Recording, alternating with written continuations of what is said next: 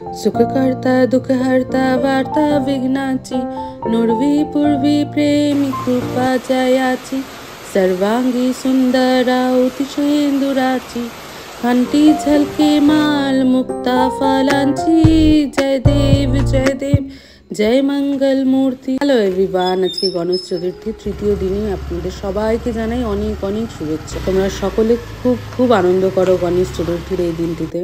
যাই হোক, এইভাবেই তো গণেশ চতুর্থী আমাদের পাড়ায় রবিবারই খুব সম্ভবত বিসর্জন।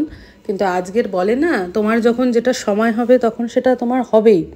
তো আমি প্রত্যেক দিনই ভাবি যে আমি একদিন হলেও পাড়ার মন্দিরে গিয়ে পুজো দিব। পাড়াতে গণেশ ঠাকুর এসেছে, কেমন লাগে। একদিনও পুজো দিতে যেতে পারছি না, কারণ কোর্টে যেতে হচ্ছে, বাড়ি ফিরতে ফিরতে অনেকটাই বেলা হয়ে যায়, ততক্ষণে পুজো হয়ে যাচ্ছে। আজকে ঠাকুরের আশীর্বাদে আমি সারাদিন না খেয়েছিলাম, শরীরটা ভালো লাগছিল না, কিছু খেতে পারছিলাম না, তাই না খেয়ে কোর্টে গেছি।